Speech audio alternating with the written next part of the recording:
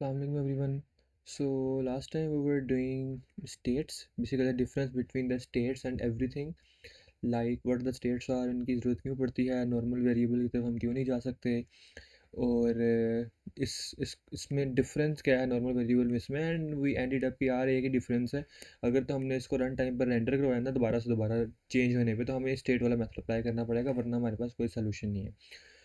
आज के सेशन में हम स्टेट को थोड़ा सा फर्दर प्रैक्टिस कर लेते हैं, और उसके साथ ही हम कर लेते हैं कि what to do in in context of conditions, मतलब कंडीशनल स्टेटमेंट भी कुछ ना कुछ आएंगे, वो कंडीशंस कैसे करनी है, क्योंकि मैंने लास्ट टाइम मेरे ख्याल एक वीडियो में आपको एक्सप्लेन किया था कि यार हम फॉर लूप नहीं कर सकते अपनी इसमें रिएक्ट में, तो हमें जाना पड़ता है उसकी तरफ, मैप की तरफ, फिल्टर की तरफ, ये सिक्स के जो मेथड्स हैं।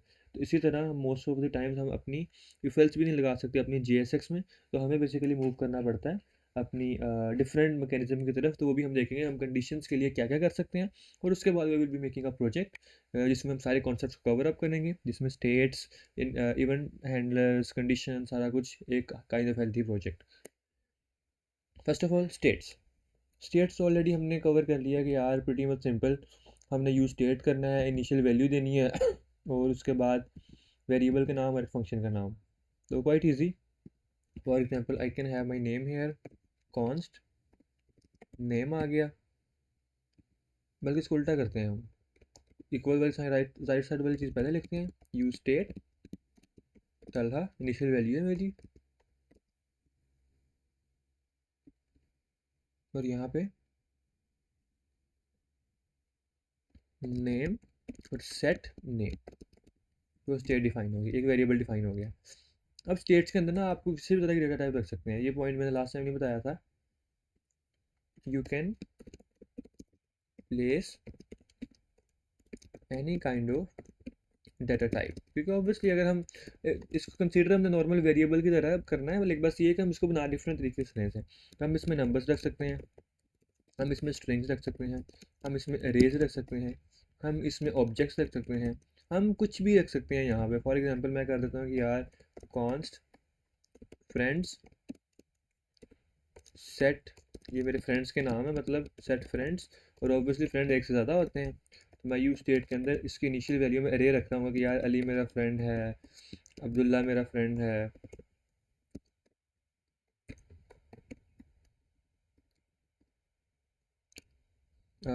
इकराम मेरा फ्रेंड है। तो इस तरह बेसिकली ना आप यू कैन से एक अरे भी रख सकते हैं, इसी तरह आप ऑब्जेक्ट भी रख सकते हैं। तो इट डजेंट मैटर कि अरे का टाइप कौन चाहिए, आप कुछ भी टाइप रख सकते हैं। उसके बाद लेट्स सपोज मैं यहाँ पे शो करवाता हूँ इस जगह पे पी टैग, और ये मेरा नेम है, ठीक है, नेम, और ये मेरी वेबसाइट थी, यहाँ पे नेम आ रहा है, ठीक है। मैं क्या करता हूँ, एक बटन क्रिएट कर लेता हूँ, बटन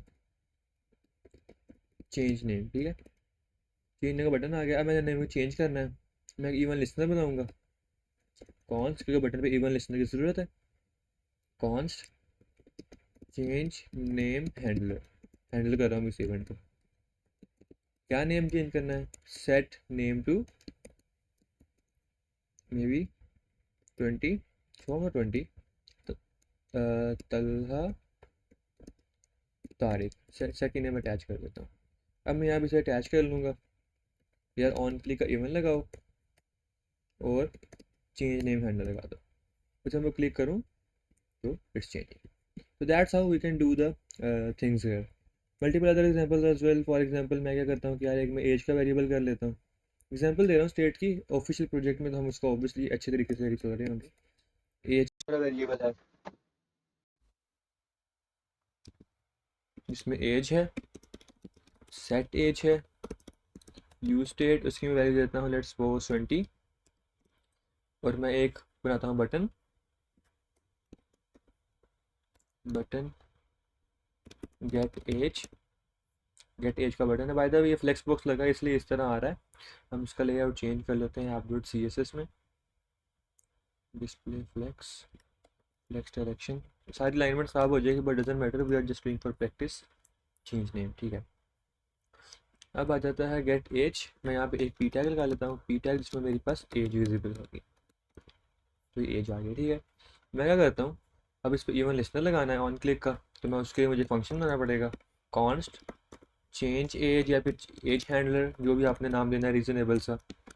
और मैं कहूँगा कि यार जो सेट एज है ना, उसको सेट कर दो मैथ डॉट रैंडम, फिर रैंडम सा number low with in the range of 35, और उसको ये डेसिमल में होगा था, मैं उसको नंबर में कन्वर्ट करने के लिए मैथ डॉट फ्लोर भी करना पड़ेगा। That's the method how we can generate random number within a given range. तो ये आप इंटरनेट से भी देख सकते हैं, not related to react at all. तो मैं ऑन क्लिक लगाता हूँ, यहाँ पे ऑन क्लिक चेंज एज का लगाता हूँ, और अभी मैं करूँ गेट एज, और ये चेंज हो। So that's the method we can do the human listeners and states.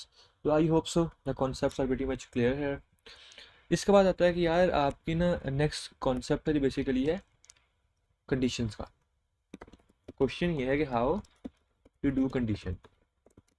For example I want to do कि यार अगर, बल्कि मैं ना एक नया कंपोनेंट बनाता हूँ, वो ज़्यादा ईजी है। लेकिन मेरा फाइल कंपोनेंट, इसमें फोल्डर की बजाय यहाँ बनाता हूँ intro dot J S RAFCE intro. Let me import it in the app. Import intro, और ये सारी UI को मैं साइड पे करता हूँ, कमेंट कर देता हूँ, और इंट्रो का कंपोनेंट कॉल कर देता हूँ। इसको रेंडर कर दिया। ओके, इंट्रो मैंने क्या करना है, इसमें मैं जाता हूँ इंट्रो में, कुछ स्टेट्स बनाता हूँ, कॉन्स्ट इन्फॉर्मेशन, ठीक है, इन्फो यूज़र करते हैं, user set user is equal to use state. Object है ये पूरा एक, इसकी इनिशियल वैल्यू, ऑब्जेक्ट में क्या है, उसका नेम है तलहा, उसकी एज है 23, उसका मे बी एड्रेस है पाकिस्तान, और उसका व्हाट एल्स रोल है मे बी सॉफ्टवेयर इंजीनियर, और ये यूज़र आ गया, ठीक है, यूज स्टेट, और ये यूज़र आ गया। तो हम यहाँ पे क्या कर सकते हैं, इंटर में यहाँ पे आता हूँ मैं, H1 यूज़र डॉट नेम, क्योंकि ये ऑब्जेक्ट है, नेम आ गया, H2 user dot age, H3 user dot address, and H4 user dot role.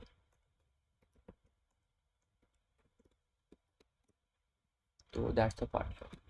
अब सीन ये है कि आई वांट टू डू कि अगर तो यूज़र की जो एज है ना, if it is greater than 20, तो नीचे आ रहा हो एलिजिबल फॉर वोट, ठीक है, या फिर ग्रेटर देन 18, मतलब आई वांट क्या, if user dot age is greater than 18, तो I want to do a p tag eligible for vote, this what I want to do. लेकिन मसला ये है कि इफ़ कंडीशन चल नहीं रही, और if condition as it is copy उस तरह हो रही है, यू कैन से कि पूरी HTML, इवन कि अगर मैं एज को 16 भी कर दूँ ना, 15 कर दूँ, फिर भी वो सारा कुछ चल रहा है। और इवन कि इफ़ कंडीशन को ऑब्वियसली से जावास्क्रिप्ट कोड इसको मैं जावास्क्रिप्ट में ही डाल दूँ, तो ये एरर दे देगा, एरर चलेगा ही, मतलब इफ़ कंडीशन वर्क ही नहीं करेगी यहाँ पे। तो that's a problematic thing here, कि नॉर्मल इफ एल्स चलती नहीं है, तो हमने कंडीशन को हैंडल कैसे करना है। तो कंडीशन को हैंडल करने के लिए प्रॉपर लॉजिक है, और उस लॉजिक में है, let me open the slides, basics. Okay. Oh, what happened? Okay.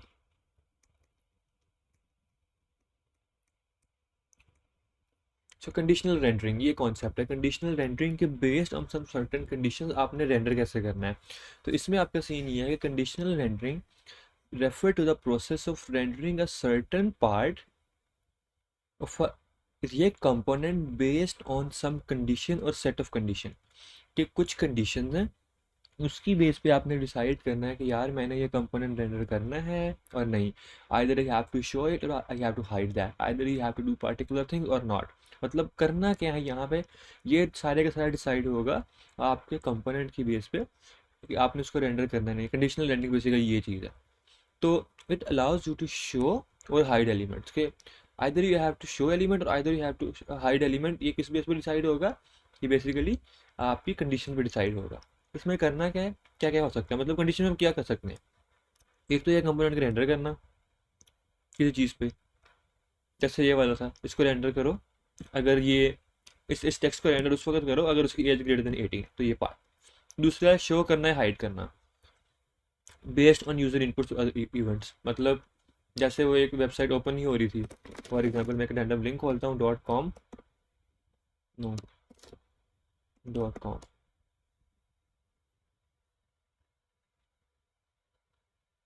No ये तो एक्सेसिबल वेबसाइट है। Let me do some random text .com, it's not available. तो यहाँ पे जो डिटेल्स का बटन पहले आ रहा था, अभी तो शायद नहीं आ रहा। तो डिटेल्स के आने पर एक नया टेक्स्ट ओपन हो जाता था। तो इस तरह की चीज़ों को कि यूज़र की इनपुट पे अदर इवेंट्स की बेस पे कुछ एलिमेंट को शो करना है, हाइड करना। और displaying different content based on user role और परमिशन, कि यूज़र अगर एडमिन है तो उसको एडिट का बटन दिखाना, अगर वो एडमिन नहीं है तो उसको नहीं दिखाना। इस तरह की चीज़ें, तो सारी की सारी चीज़ें हैं जो कुछ ना कुछ कंडीशन मैप करती हैं। और उस कंडीशन की बेस पे यूआई को हैंडल करना है, उस कंडीशन की बेस पे यूआई का काम करना है, इसे हम कहते हैं कंडीशनल रेंडरिंग। और इसके लिए चीज़ें कौन सी हैं? एक तो इफ एल्स है। इफ एल्स यहाँ पे लिखा है, ऑल हम इसे यूज़ नहीं कर सकते, लेकिन एक पार्टिकुलर सिनेरियो में कर सकते हैं। दूसरा है टर्नरी ऑपरेटर, और तीसरा है एंड ऑपरेटर। सबसे पहले आता है टर्नरी ऑपरेटर। टर्नरी ऑपरेटर हमने ऑलरेडी पढ़ा होगा कि यार कंडीशन होती है, ट्रू स्टेटमेंट होती है और फॉल्स स्टेटमेंट होती है। तो ये तो बड़ा इजी सीन है इसमें। मतलब I will come here, I will do here कि यार कंडीशन लगाओ user age greater than 18, is it? True condition यहाँ पे लगाओ और फॉल्स कंडीशन यहाँ पे लगाओ। ठीक है, ये काम करना। अब ट्रू कंडीशन में क्या लगाना है? यार ट्रू कंडीशन में मैंने ये वाली HTML लगानी है। और फॉल्स में क्या लगाना है? फॉल्स में मैंने कुछ भी नहीं लगाना, ये चीज़। उसका भी डायरेक्टली ऐसे भी लिख सकते हैं, no no need for false. ये HTML लगानी है। और फॉल्स में क्या लगाना है? फॉल्स में कुछ भी नहीं लगाना, एम्प्टी रहने देना है। तो नहीं विजिबल हो रहा, ऑब्वियसली नहीं हो रहा, एज लेस देन 18 है। फॉल्स में कर देते हैं, कॉपी पेस्ट करके नॉट एलिजिबल फॉर रिवॉर्ड। ठीक है, तो नॉट एलिजिबल फॉर रिवॉर्ड आ रहा है। ठीक है, और ये है ternary operator. User age static, true case, false case. जो भी इस कंडीशन का रिजल्ट होगा उस केस की बेस पे वाला केस एग्जीक्यूट कर जाएगा। अब ये फॉल्स वाला एग्जीक्यूट कर रहा है, is it greater than 18? No, false वाला एग्जीक्यूट कर गया। ट्रू वाला करवाना है तो it should be greater than 18, it should be 20, let's see, eligible for reward. And that's how we can do conditions with help of our ternary operator. तो एक scene ये है। दूसरा सीन ये है कि यार इफ एल्स कहाँ पे लगेगा? इफ एल्स बेसिकली वहाँ पे लगेगा जब हमारा डाटा अवेलेबल ना हो और हमने यहाँ पे टॉप पे लगानी हो। उसके लिए सीन ये है कि मतलब अगर मैं कहूँ यार ये डाटा ने आना है हमारे पास उसकी तरफ से API से, बैकएंड से आना है, मतलब यूज़र ने लॉगिन किया है, लॉगिन करने के बाद डाटा फैच होके आना है।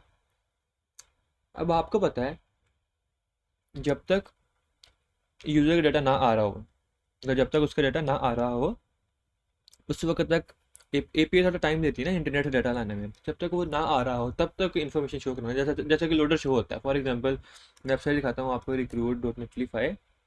तो यू कैन सी हियर, यहाँ पे एक लोडर शो होगा, ये यहाँ पे, ये वाला लोडर। ये तो खैर नहीं है इतने वाला, ये वाला लोडर इस तरह का।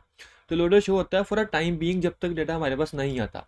तो लेट्स सपोज अगर तो मैं ना करूँ, स्टार्ट में डाटा नल है, एम्प्टी है यहाँ पे, क्योंकि अभी यूजर डाटा आया नहीं बैकएंड से, तो एरर आ जाएगा। क्योंकि हम कह रहे हैं कि उसका नेम शो कराओ, एज शो कराओ, एड्रेस शो कराओ, रोल शो कराओ, यहाँ पर नल पड़ा हुआ है।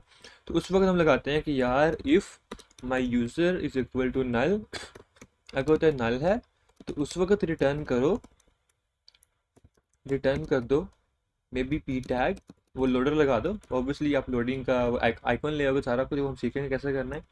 लोडिंग लगा दो, और जब डाटा आ जाए, जब आ जाएगा डाटा, तो लेट मी कॉपी दैट, ताकि उसके बाद में यूज़ करना।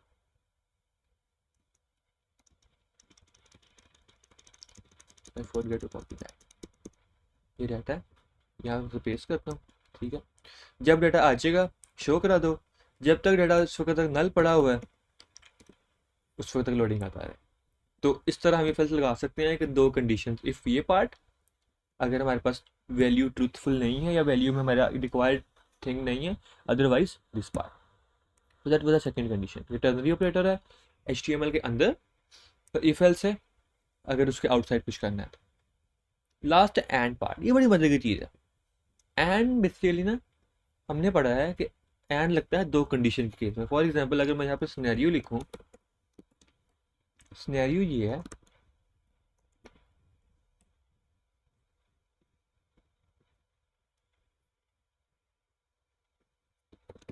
आई will play if there is raining and you can say cloudy, ठीक है।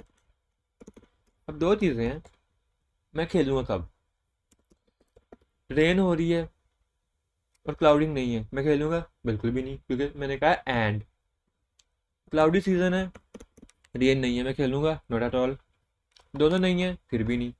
अगर तो रेन भी है और क्लाउडी भी है फिर खेलूंगा ऑब्वियसली, क्योंकि यहाँ पे एंड कंडीशन है। तो ये हमने बड़ी डिटेल में ना इसको कवर किया था कि यार रेनिंग और क्लाउडी में डिफरेंस क्या है, एंड का पर्पस क्या होता है। एंड होता है कि सारी कंडीशन ट्रू होनी चाहिए। तो उस चीज़ को इन्होंने इंप्लीमेंट किया इस जगह पे। उन्होंने कहा कि यार इतना लंबा लिखने के बजाय ऐसे करो, एंड की कंडीशन लगाओ यहाँ पे।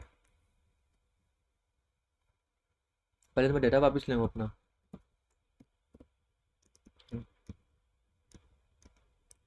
डेटा लेके आता हूँ, ठीक है। कंडीशन लगाओ एक और एज की, ड्राइविंग लाइसेंस की, यूजर डॉट एज